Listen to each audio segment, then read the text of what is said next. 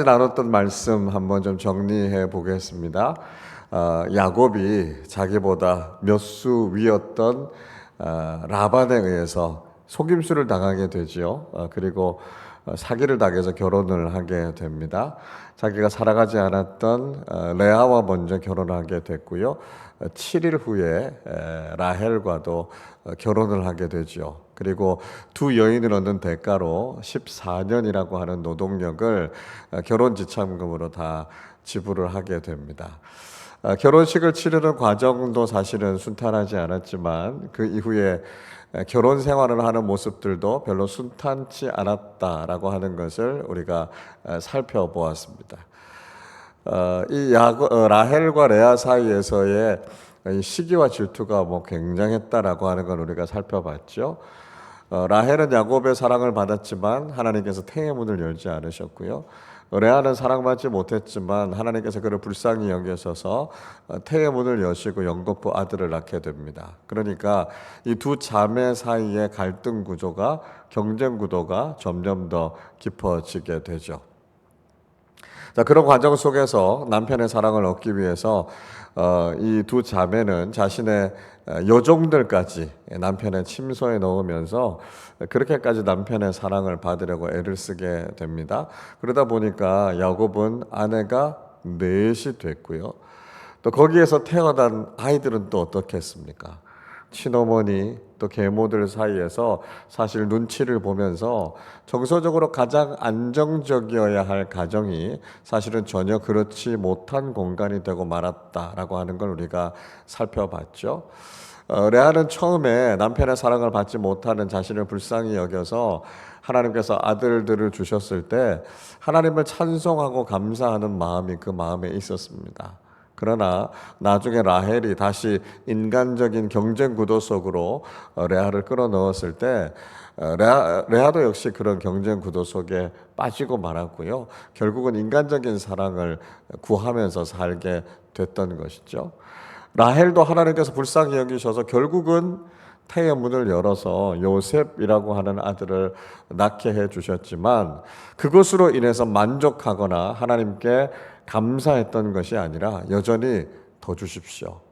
아들을 하나 더 낳게 해 주십시오. 라고 하는 그런 욕심, 인간적인 욕망이 가득했던 것을 보게 됐습니다. 자, 그런 과정 속에서 야곱도 이제 점점 지쳐가게 됐고요. 또 라반이라고 하는 이 외삼촌이 다른 어떤 속임수를 써서 또 자기를 힘들게 할까 늘 불안해하는 마음들이 있었습니다. 그러다 보니까 이제 야곱이 라반을 피해서 떠나야 되겠다라고 하는 결심을 하게 되죠. 자, 25절과 26절의 말씀을 우리 같이 읽겠습니다. 라헬이 요셉을 낳았을 때에 야곱이 라반에게 이르되 나를 보내어 내 고향 나의 땅으로 가게 하시되 내가 외삼촌에게서 일하고 얻은 처자를 내게 주시어 나로 가게 하소서. 내가 외삼촌에게 한 일은 외삼촌이 아시나이다. 자, 라헬이 요셉을 낳고 난 이후에 야곱은 라반한테 가서 이야기합니다. 외삼촌 이제 전 떠나겠습니다. 그런 이야기를 합니다. 지금까지 여기 와서 두 아내를 얻기 위해서 외삼촌과 약조한 것들을 다 지켰고요. 그 이외에도 외삼촌의 집에서 내가 얼마나 성실하게 일했는지 외삼촌이 아시지 않습니까? 이제 제가 할 몫은 다 한 것 같습니다.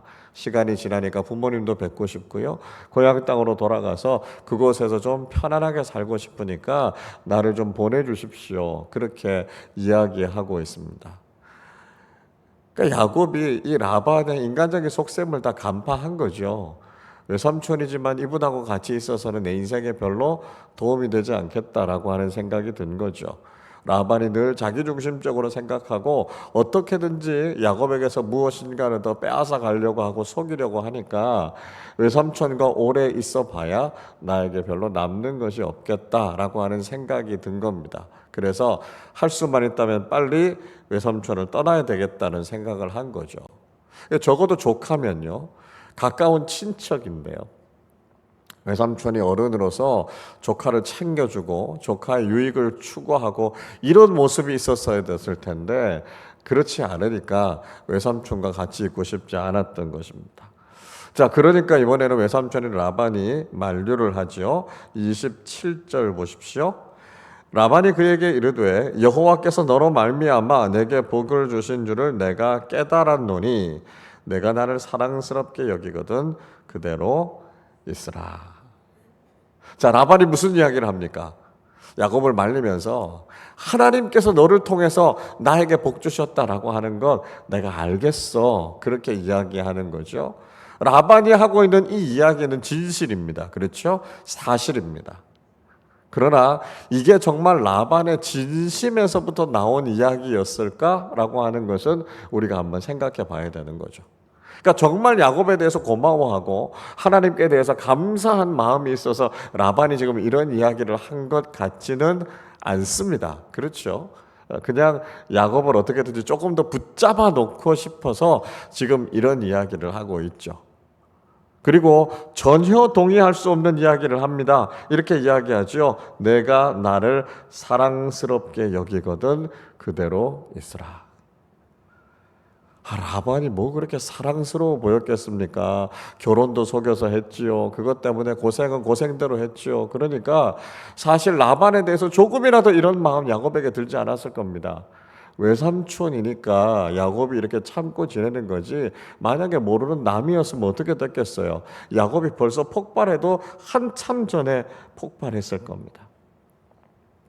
자, 라반이 이렇게 이야기해도 조금 더 야곱이 움직일 것 같은 기미가 보이지 않으니까요. 라반은 다시 한번 제안을 하기 시작하죠. 28절 보십시오. 또 이르되 내 품삯을 정하라 내가 그것을 주리라. 자, 이제는 감정적으로 야곱에게 아무리 호소를 해봐야 야곱이 움직일 것 같지 않으니까요. 다시 한번 노동계약을 다시 세워서라도 야곱을 붙잡고 있어야 되겠다. 이제 그런 생각이 들었던 것이죠. 그래서 다시 한번 계약을 세울 테니까 이번엔 좀 네가 원하는 걸 한번 이야기해봐라. 그렇게 이야기하고 있습니다. 자, 그러니까 이제 야곱이 라반의 집에까지 와서 지금까지 어떻게 자기가 살았고 어떻게 일했는가라고 하는 이야기들을 다 하소연하면서 털어놓게 되죠. 30절 말씀 같이 읽어보겠습니다. 내가 오기 전에는 외삼촌의 소유가 적더니 번성하여 때를 이루었으니 내 발이 이르는 곳마다 여호와께서 외삼촌에게 복을 주셨나이다. 그러나 나는 언제나 내 집을 세우리까. 그러니까 처음에 왔을 때 라반은요 그렇게 부자가 아니었어요. 뭐 그 지역의 유지였거나 아주 대단한 사업을 경영하고 있는 그런 사람이 아니었고요. 그저 한 중견 목축업자 정도 되는 그런 사람이었습니다. 그래서 그 이후에 이제 야곱이 와서 그 가정이 경제적으로 굉장히 부유해지게 됐던 거죠. 그러니까 야곱이라고 하는 사람이 사실은 굉장히 일도 잘하는 사람이었고요. 요령도 있는 사람이었고요. 힘도 있는 사람이었습니다. 야곱과 라헬이 처음 우물가에서 만났던 장면을 여러분 한번 생각해 보십시오. 그 지역의 목자들이 양을 치는데요, 굉장히 비효과적으로 일을 하고 있었어요. 낮이면 양들을 데리고 다니면서 풀을 뜯기고 밤에는 양들을 재워야 되는데 한낮인데도 일하지 않고 기다리고 있었어요. 왜 그랬어요? 그 마을의 규정 때문에 그랬어요. 그죠? 우물을 막고 있었던 돌을 누가 옮겨줄 사람도 없고요. 그래서 목자들이 다 양들을 데리고 와서 다 모이면 그때서야 우물문을 열고 차례대로 기다리고 있었던 양들 물을 다 먹이고 가니까 그 하루는 그냥 공치는 거 아닙니까? 그러니까 야곱이 보니까요, 아니 도대체 양을 이렇게 치는 법이 어딨나 그런 생각이 든 겁니다. 그래서 라헬이 양떼를 데리고 오니까 야곱이 라헬에게 좀 잘 보이고 싶기도 했고, 굳이 뭐 이 동네에 잘못된 방식을 따를 필요가 뭐가 있겠나 생각이 돼서 우물을 막고 있는 돌을 번쩍 들어서 우물을 열고는요 라헬의 양떼들에게 물을 먼저 먹인 거 아닙니까? 그러니까 목자들이 기다리고 있다가 우리도 그럴 필요 없겠구나, 그리고 물을 먹이고 간 거죠. 일머리가 좋았다는 거예요. 야곱이 똑똑한 거죠. 그러니까 그렇게 일을 했으니까 게으르게 그 동네에서 일하는 사람들보다는 훨씬 더 많은 것들을 얻게 되지 않았겠습니까? 그래서 라반의 가정이 부자가 됐어요. 라반도 뭐 굉장히 성실하거나 일을 잘하는 사람이 아니었습니다. 라반은 잔머리를 잘 굴리는 사람이었죠. 라반의 아들들도 그렇게 성실하게 일하는 사람이 아니었고요. 믿고 일 맡길 만한 아들들이 아니었다는 거예요. 그러니까 그 양치는 일들을 남자가 하지 않고 딸인 라헬이 했던 거 아닙니까? 그 다 변변치 않은 집안이었는데 야곱이 들어와서 성실하게 일하면서요, 그 집안을 일으켜 세운 거예요. 경제적으로 굉장히 부유하게 만들어 준 것이죠. 자, 그런데 그에 비해서 라반의 집은 그렇게 잘 살게 됐는데 야곱이 자기를 생각해 보니까요, 자기는 가진 게 아무것도 없는 거예요. 라반의 양떼는 그렇게 많아져서 거부가 됐는데 정작 자신은 가지고 있는 게 아무것도 없었습니다. 두 아내와 결혼하기 위해서 14년 동안 죽으라고 일을 했는데 그거 다 결혼 지참금으로 다 줘버린 거 아닙니까? 양들을 열심히 쳐서 양들의 떼는 늘어나는데 그거 다 라반의 양떼지 야곱의 양떼는 하나도 아니었다는 거예요.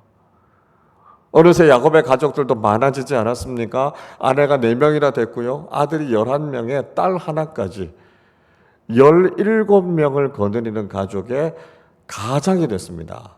그런데 야곱의 통장 잔고는 제로였어요.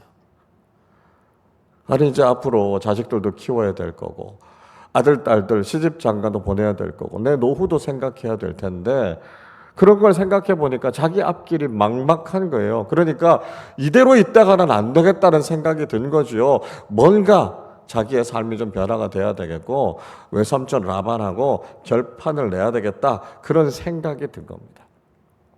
자, 그래서 라반과 야곱이 다시 본격적인 거래를 시작하게 된 것이죠. 31절 말씀 같이 읽어보겠습니다. 라반이 이르되 내가 무엇으로 내게 주랴? 야곱이 이르되 외삼촌께서 내게 아무것도 주시지 않아도 나를 위하여 이 일을 행하시면 내가 다시 외삼촌의 양떼를 먹이고 지키리이다. 자, 라반이 이제 뭘 해줄까? 이렇게 이야기합니다. 그러니까 야곱이 이제 자기의 조건을 이야기하게 되죠.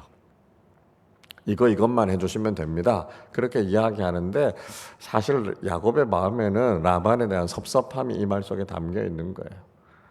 처음부터 외삼촌이 정말 조카를 생각했다면 자신이 왜 외삼촌 옆에서 일하지 않겠느냐라고 하는 거죠. 근데 번번이 약속을 속이고 자기를 생각하기보다는 외삼촌이 자기 욕심만 추구하니까요, 조카 입장에서도 더 이상 있을 수가 없는 거예요. 그러니까 이제 이런 약속을 좀 지켜주십시오, 이렇게 이야기합니다. 라반이 워낙 약삭 빠르게 자기 이익만 챙기니까요, 야곱도 더 이상 친척 간의 정 가지고는 살 수 없겠다는 거죠. 그래서 분명한 계약, 확실한 약속을 맺어야 되겠다, 이런 생각이 들었던 것입니다. 그리고 라반이 우선권을 가지고 계약을 또 하면 자기를 또 어떻게 속일지 몰라요. 또 무슨 사기를 칠지 몰라요. 그러니까 이번에는 이 약속에 있어서, 이 계약에 있어서 내가 우선권을 가져야 되겠다는 생각하고 자기의 조건을 내놓게 됩니다. 32절을 보십시오. 오늘 내가 외삼촌의 양떼에 두루 다니며 그 양 중에 아롱진 것과 점 있는 것과 검은 것을 가려내며 또 염소 중에 점 있는 것과 아롱진 것을 가려내리니 이 같은 것이 내 품삯이 되리이다 이야기합니다. 자, 야곱이요 이제 자기의 품삯이 뭔가라고 하는 이야기를 하고 있습니다. 자, 양들 중에요 아롱진 것, 이게 얼룩덜룩한 무늬가 있는 것을 이야기하는 겁니다. 또 점이 있는 것, 검은 것. 또 염소 떼들 중에서도요 점이 있는 것과 얼룩덜룩한 것, 그건 제 몫으로 가져가겠습니다, 이렇게 이야기합니다. 그래서 아무런 무늬가 없는, 소위 말하면 흰둥이들 있잖아요. 양떼든 염소든 하얀 건 다 외삼촌이 가져가십시오. 점이 있고 얼룩덜룩하고 좀 그렇게 보이는 건 내 몫으로 가져가겠습니다, 이렇게 이야기합니다. 그리고 자신은요 정직하게 자신의 몫만 가지고 가겠다라고 하는 이야기를 합니다. 자, 33절 말씀 보십시오. 후일에 외삼촌께서 오셔서 내 품삯을 조사하실 때에 나의 의가 내 대답이 되리이다. 내게 혹시 염소 중 아롱지지 아니한 것이나 점이 없는 것이나 양 중에 검지 아니한 것이 있거든 다 도둑질하는 것으로 인정하소서.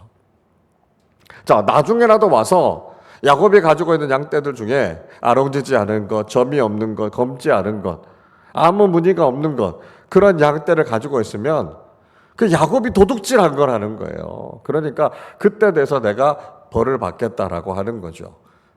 자, 야곱이 지금 이렇게 이야기하고 있는 건 라반에게 들으라고 이야기하는 겁니다. 외삼촌은 지금까지 나한테 거짓말을 하고 불의한 일들을 했지만 나는 그런 사람 아닙니다. 지금까지도 성실하게 정직하게 내가 해야 될 일을 해왔고 앞으로도 그렇게 할 테니까 외삼촌 한번 보십시오. 그러나 이 약속만큼은, 이 계약만큼은 꼭 지키셔야 됩니다 라고 하는 이야기를 하고 있는 것이죠. 여러분 어떻습니까? 우리가 살아가고 있는 인간 사회는요, 이런 모습을 보일 때가 많아요. 서로 속고 속이고 그런 것들 때문에 상처를 주고받고 하는 일들이 많죠.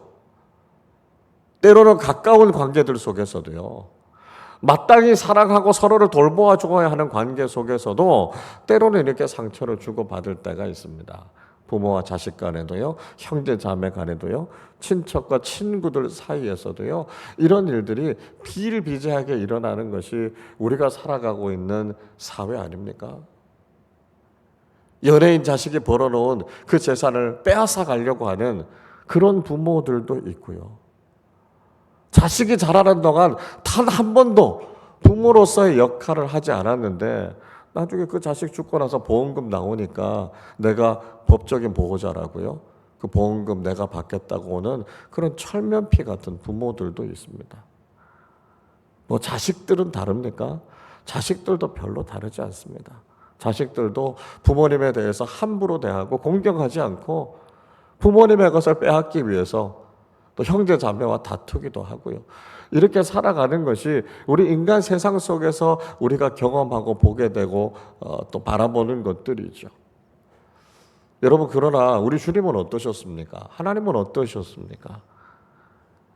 우리 주님 예수님께서는요, 조금이라도 당신 자신을 위해서 행동하시거나 당신 자신의 유익을 위해서 하신 것이 없지 않으셨습니까? 성탄의 사건이 무엇입니까?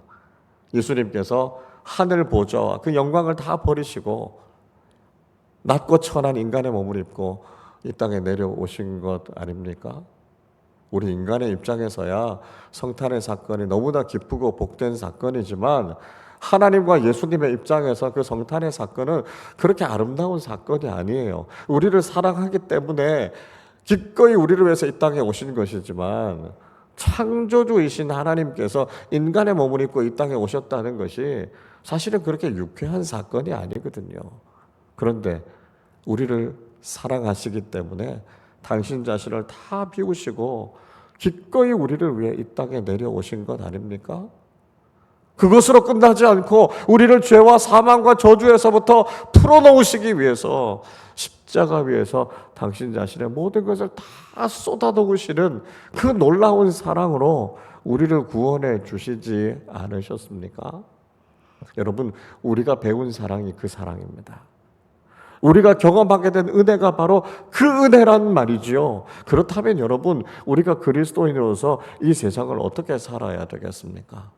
라반처럼, 야곱처럼 자기 자신의 유익을 위해서, 내가 더 많은 것을 가지기 위해서 다른 사람을 속이고 다른 사람의 것을 빼앗고 거짓말을 일삼으면서 살아가는 것이 아니라 우리 주님께서 그렇게 하셨던 것처럼 낮고 천한 자리에서 이타적인 사랑을 실천하고 헌신적이고 희생적인 사랑을 실천하면서 살아가는, 그래서 한 생명을 살리고 한 생명을 주님 앞으로 인도하는 일을 해야 하는 것이 예수 그리스도를 믿는 그리스도인들이 해야 하는 삶의 모습 아니겠습니까?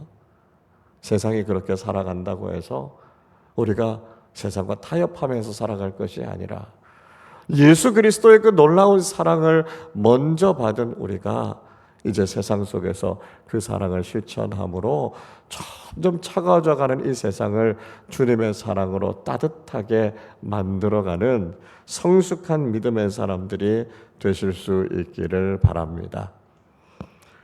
자, 야곱과 라반 사이에 이렇게 거래가 성사가 됐습니다. 야곱이 제안한 대로 그렇게 무늬가 있고 점이 있고 아롱진 것들, 그것은 야곱의 몫이었고요. 그렇지 않은 것들은 라반의 몫이 됩니다. 자, 이 계약이 맺어짐과 동시에 라반이 서둘러서 움직이기 시작합니다. 35절의 말씀을 보십시오. 라반은요, 순염소 중에 얼룩무늬가 있는 것, 또 점이 있는 것, 그리고 암염소 중에 흰 바탕에 얼룩덜룩한 무늬가 있는 것과 점이 있는 것을 가려냈습니다. 그러니까 염소와 양 떼들 가운데 점이 있고 무늬가 있는 것들하고 무늬가 전혀 없는 흰둥이들하고 서로 분리를 시킨 거죠. 자, 그리고 36절에서는요, 사흘길쯤 가게 만듭니다. 그리고 점이 있는 것과 무늬가 있는 것들은 자기 아들들에게 맡겼고요. 아무 무늬가 없는 것은 야곱에게 맡겼습니다. 자, 라반이 이렇게 한 의도가 어떤 것인지 여러분 충분히 짐작하실 수 있겠죠? 이 두 무리들 사이에 서로 교미할 수 있는 가능성을 없애버린 겁니다. 그래서 자기 자신의 몫이 더 많아질 수 있도록 한 것이죠. 그래서 서로 섞여서 낳다보면 점이 있고 얼룩덜룩한 것들이 많이 태어날 수 있으니까 서로가 아예 만날 수 없도록 완전히 분리를 시켜 놓은 것입니다. 자, 이렇게 행동하는 라반을 보면서 야곱은 그래, 외삼촌이 분명히 저렇게 할 거야 라고 하는 걸 예측한 것이죠. 끝까지 라반이 자기 자신의 욕심을 따라서 행동하는구나 라고 하는 것을 보고 야곱도요, 자기 자신이 가지고 있었던 계획을 가지고 진행하기 시작합니다. 37절에 보시면 야곱이 버드나무하고 살구나무하고 신풍나무의 푸른 가지들을 꺾어서 그 껍질을 벗기고 흰 가지를 드러내게 만듭니다. 그리고 그것을 가지고 물 먹는 곳에다가 이렇게 가지를 세워놔요. 그리고 이제 양들이, 염소들이 와서 물을 먹일 때 그 나무 가지를 보게 만듭니다. 38절을 보십시오. 그 껍질 벗긴 가지를 양떼가 와서 먹는 그 개천의 물 구유에 세워 양떼를 향하게 하매 그때가 물을 먹으러 올 때에 새끼를 베니, 이렇게 이야기합니다. 자, 자기가 치고 있는 양들이 와서 물을 마시면서 새끼를 이제 베는데요. 새끼를 베게 될 때 그 나뭇가지를 갖다가 이렇게 세워 놓는 겁니다. 그걸 보겠죠. 그거에 무슨 영향을 받겠죠. 그것이 이제 들어간 물을 마시겠죠. 뭐 그렇게 해서 새끼를 베는데요. 그러고 나니까 얼룩덜룩하고 점이 있고 무늬가 있는 새끼를 낳더라는 것입니다. 자, 그리고 41절과 42절도 보십시오. 튼튼한 양이 새끼를 뵐 때는 야곱이 개천에다가 양떼의 눈앞에 그 가지를 두어 양이 그 가지 곁에서 새끼를 베게 하고, 약한 양이면 그 가지를 두지 아니하니 그렇게 함으로 약한 것은 라반의 것이 되고 튼튼한 것은 야곱의 것이 된지라. 자, 물을 먹으면서요, 야곱이 본 거예요.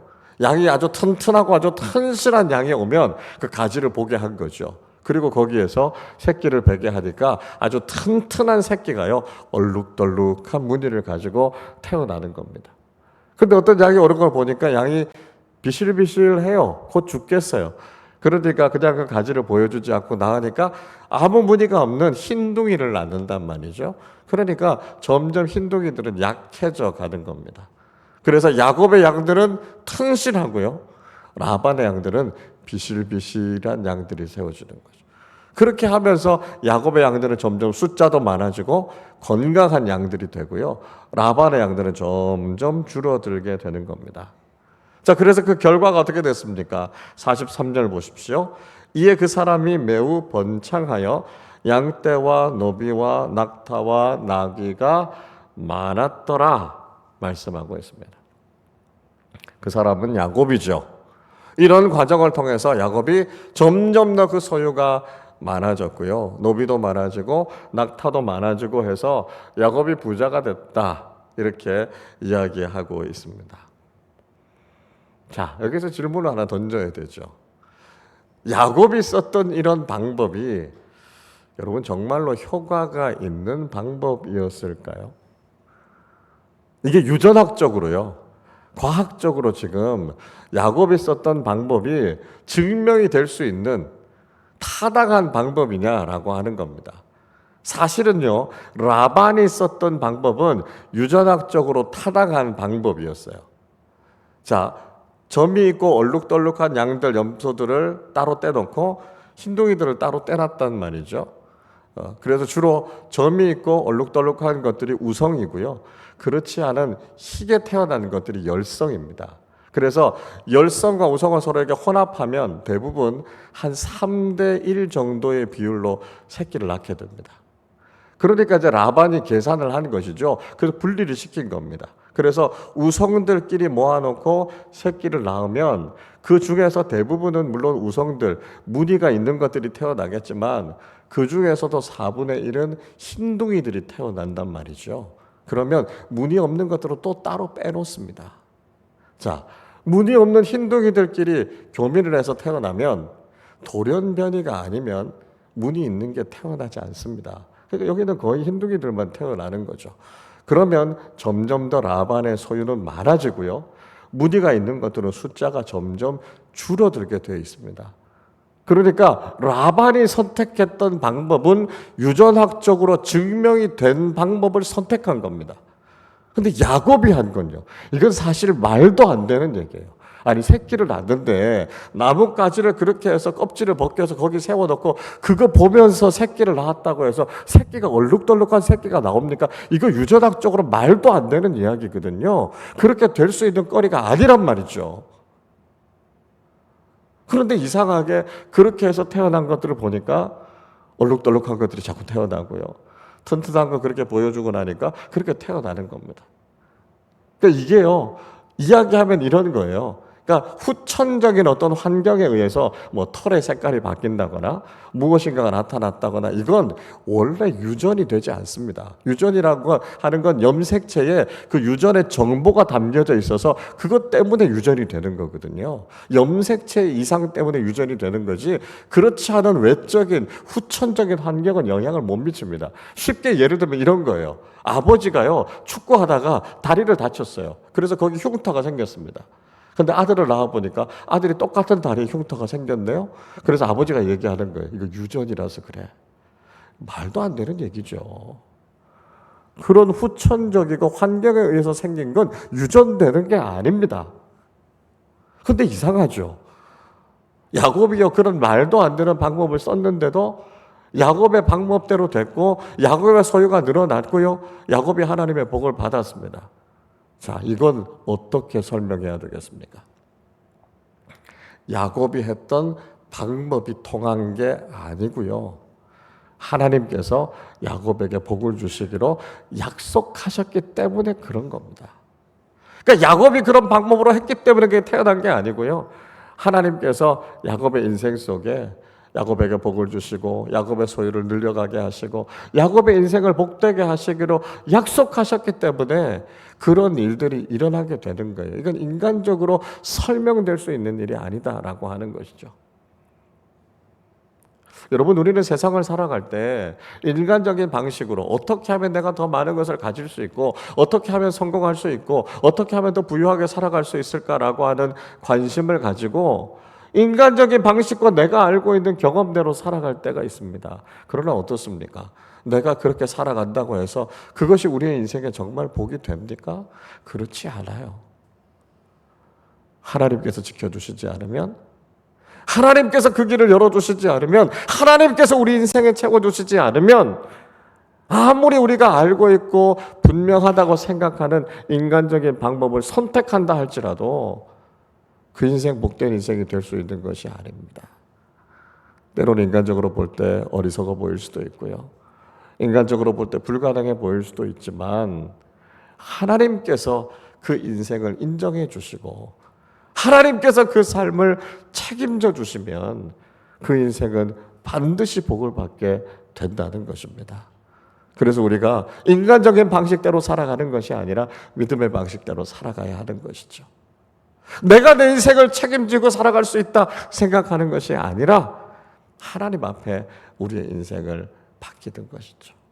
그래서 세상의 방식대로 세상을 따라가면서 살아가는 것이 아니라 믿음의 사람답게 구별되게 살아갈 때 우리의 삶의 주인 되시고 온 세상의 주인 되시는 하나님께서 우리의 삶을 선하고 바른 길로 인도해 주셔서 믿음의 사람다운 복된 인생으로 살아가게 하실 줄로 믿습니다. 우리가 이 세상을 살아갈 때 헛된 세상 바라보면서 거기에서 소망 갖지 않고 오직 우리의 모든 소망은, 우리의 모든 만족은 주님께 있습니다 하는 것을 고백하고 오직 믿음의 방식대로 주님만 의지하며 살아가는 복된 믿음의 사람들이 되시기를 주님의 이름으로 축원합니다. 우리 시간 함께 찬양하고 같이 기도하는 시간을 갖도록 하겠습니다. 날마다 숨 쉬는 순간마다 내 앞에는 어려운 일들이 있습니다. 그러나 주님께 우리 자신을 맡길 때 주님께서 약속하신 것, 우리에게 좋은 것을 주시겠다 말씀하셨는데요, 그 약속의 말씀대로 이루어 주시도록, 그래서 인간적인 모든 것들을 내려놓고 하나님만 의지하며 살겠습니다 고백하며 살아가게 하여 주옵소서. 우리 함께 고백하며 찬양하도록 하겠습니다. 날마다 숨쉬는 순간마다, 날마다 숨쉬는 순간마다 내 앞에 어려운 일 보내 주님 앞에 이 몸을 맡길 때 슬픔 없네, 두려움 없네. 주님의 그 자비로운 손길 항상 좋은 것 주시도다.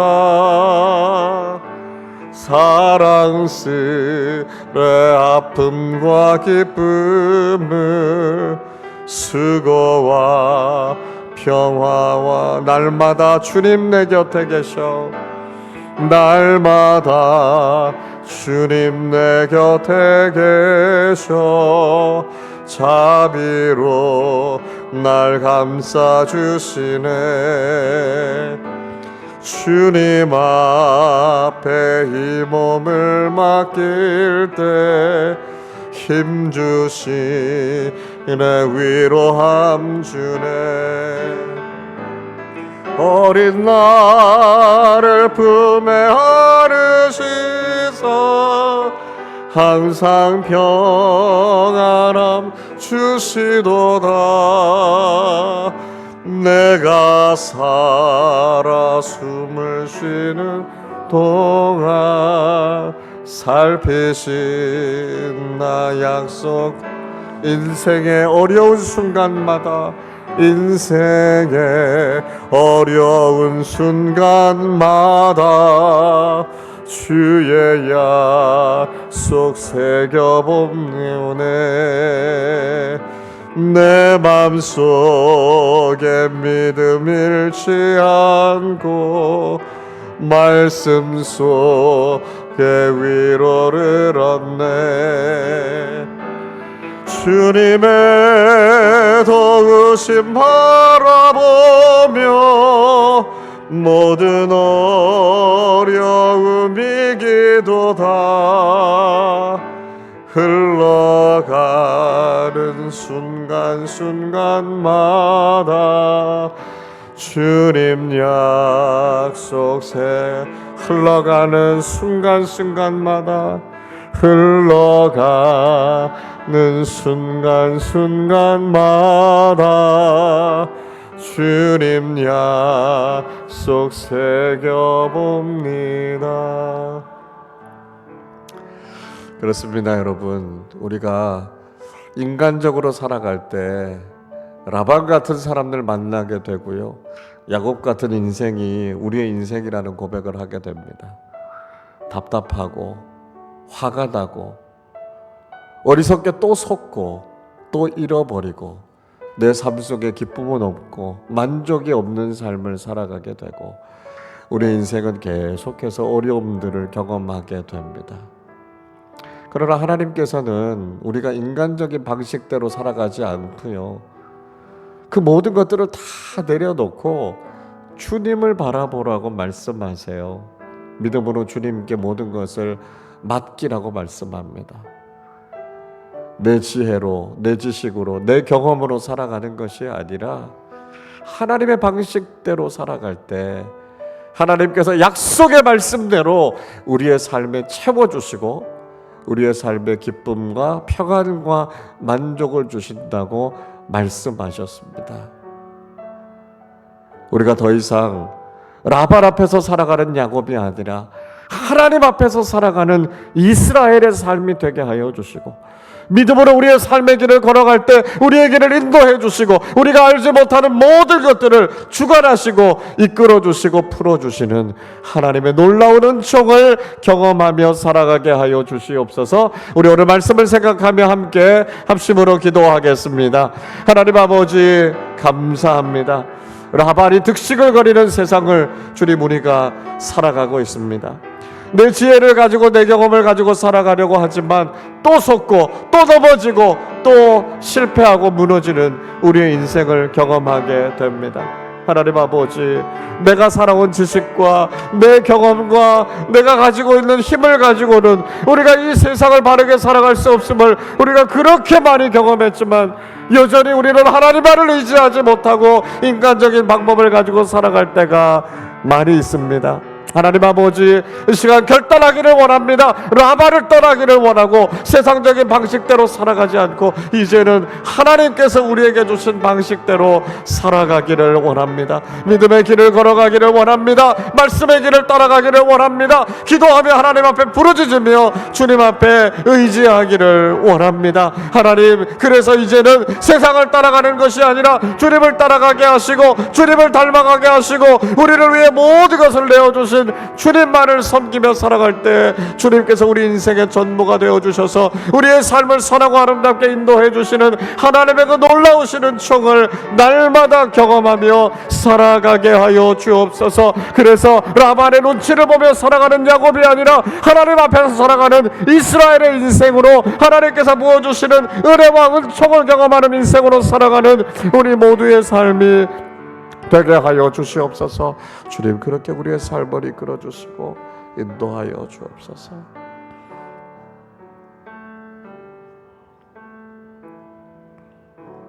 하나님 아버지, 라반으로 가득한 이 세상을 살아가면서 또 속고 또 실패하고 또 무너지고 또 눈물 흘리며 살아가는 저희들의 인생을 긍휼히 여겨주셔서 구원자 되신 우리 구주 예수 그리스도를 보내주심을 감사합니다. 하나님, 우리가 그 은혜를 받았음에도 불구하고 여전히 또 세상의 방식대로 살아가려고 하고 우리가 가지고 있는 인간적인 지혜와 지식 가지고 살아가려고 할 때가 얼마나 많았는지 우리 자신을 돌아보게 하여 주옵소서. 하나님, 세상 따라가며 세상에 타협하며 살아가는 것이 아니라 우리 주님 앞에 무릎 꿇고 믿음의 길을 걸어가게 하여 주시고 주님과 함께 동행하며 걸어가는 이 삶이 가장 복되고 평안한 삶임을 깨닫게 하여 주옵소서. 말씀에 순종하며 살아가게 하여 주시고 부르짖어 기도하며 하나님의 음성을 듣고 그 인도하심을 따라 살아가는 사람들 되게 하여 주옵소서. 세상이 유혹한다 할지라도 세상 모습 따라 살아가는 것이 아니라 오늘도 우리에게 말씀하시고 우리의 삶을 인도해 주시고 우리를 구원하시기 위해 모든 것을 내어주신 우리 주님 예수 그리스도의 복음을 따라 살아가는 우리 모두의 삶이 되게 하여 주옵소서. 성령 하나님께서 오늘도 저희들의 삶을 선한 길로 바른 길로 인도하여 주실 때 할렐루야 찬송하며 믿음의 길을 걸어 최후의 승리를 누리는 믿음의 사람들 다 되게 하여 주옵소서. 감사드리며 우리 주님 예수 그리스도의 이름으로 기도하옵나이다. 아멘.